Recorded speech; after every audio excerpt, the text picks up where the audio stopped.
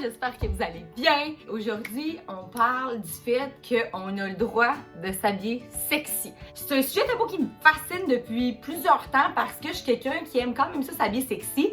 Mais personnellement, je me suis souvent empêchée de le faire parce que j'avais peur du jugement des autres, d'avoir l'air indécente. J'avais peur que certaines personnes pensent certaines choses de moi.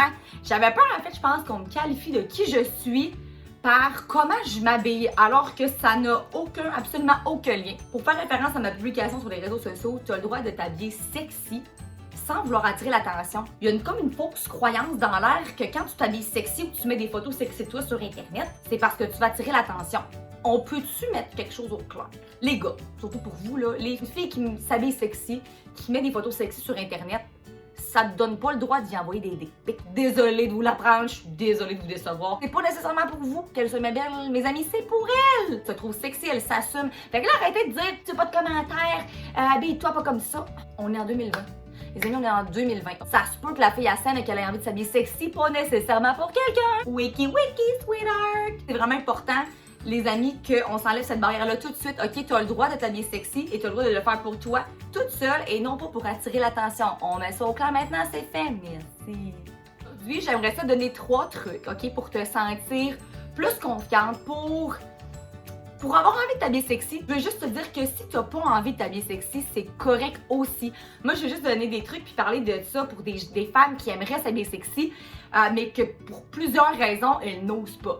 Il y a beaucoup de raisons qui me sont sorties quand sur Instagram. Si vous me suivez pas d'ailleurs, je suis Speak and Spark. Et il y a beaucoup de femmes qui ont répondu certaines raisons pour lesquelles ils s'habillaient pas.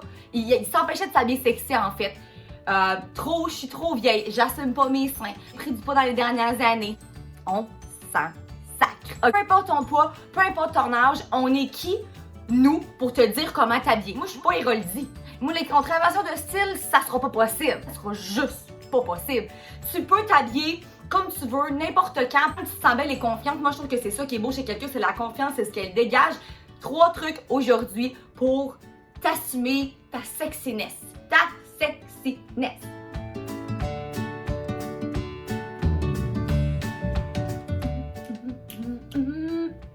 J'aimerais tellement ça que toutes les filles se sentent tellement assez bien, assez confiantes dans leur corps pour pouvoir assumer et porter ce qu'elles veulent. Nom de Dieu! Premier petit truc que j'ai pensé. Habille-toi sexy chez vous, tout seul. J'adore m'habiller sexy. Moi, j'ai une forte poitrine, on va dire.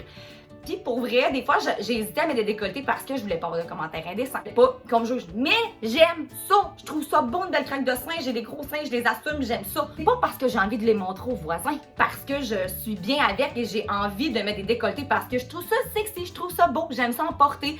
Oui, j'aime ça en porter pour mon chum, j'aime ça me sentir sexy pour mon chum. La raison première pourquoi je m'habille sexy, pour vrai, c'est pour moi. Si t'oses pas comme sortir en public, fais-le chez vous. Tu sais, du linge que tu te sens confiante, que tu pourrais conquérir, genre, le monde. Commence par faire ça chez vous. Je pense qu'on s'habitue, moi, c'est ce que j'ai fait, même en quarantaine, mais je trouve qu'on s'habitue à porter ce qu'on veut. Le deuxième truc que j'ai trouvé dans les dernières années, je suis vraiment dans le woman empowerment, là, comme famille. D'écrire des choses qu'on aime physiquement sur nous, je trouve que c'est bien. Tous les femmes, on est tellement dures envers nous-mêmes, c'est débile. On se critique beaucoup. On est tout le temps en train de savoir qu'est-ce qu'on aurait pu faire de mieux, de plus. On pourrait toujours en faire plus, on peut toujours faire mieux, mais on n'est pas des machines. On est des êtres humains. Souvent, on va focuser sur qu'est-ce qui fonctionne pas, sur les choses qu'on n'aime pas sur nous. Focus sur ce que t'aimes. C'est pas obligé d'être tes seins, pas obligé d'être tes fesses. Ça peut être tes yeux, ça peut être ton sourire, ça peut être tes cheveux. Chose que t'aimes sur toi. Commence comme ça. Regarde-toi dans le miroir puis admire qu'est-ce que t'aimes physiquement chez toi. Quand on commence à focuser sur ce qu'on aime plutôt que sur ce qu'on n'aime pas, ça fait une réelle différence, mes amis. Et mon troisième truc, on s'en calisse. T'en sacre de qu'est-ce que le monde pense de toi. Porte ce que tu veux. Peu importe ce que ta belle-mère va dire, peu importe ce que ton chum va dire. Sérieusement, ça fait tellement du bien puis on se sent bien. En les portant d'avance chez nous, puis en sachant ce qu'on aime chez nous, on sait ce qu'on vaut. C'est vraiment un processus. C'est un processus d'amour de soi selon moi. C'est de s'accepter, oui, mais c'est aussi de s'aimer. C'est pas juste s'accepter. S'accepter, je trouve, c'est de la bullshit. S'accepter, je pense que c'est juste de dire « Ah, mais moi, j'accepte que je suis comme ça. » Faux! Tout faux. Vraiment d'accepter, oui, cette partie-là, tout, mais de l'aimer dans son entièreté, de l'aimer pour ce qu'elle est. Une partie de notre personnalité, une partie de notre corps, je trouve que c'est vraiment un tout. Je pense vraiment que toutes les femmes ont le droit de porter ce qu'elles veulent, quand elles veulent, peu importe leur âge, peu importe leur taille, ce sont des détails. J'aimerais juste arriver chez vous et dire, OK, porte ça là, own it, that's it. Commence par le porter chez vous, puis tu verras après comment tu te sens.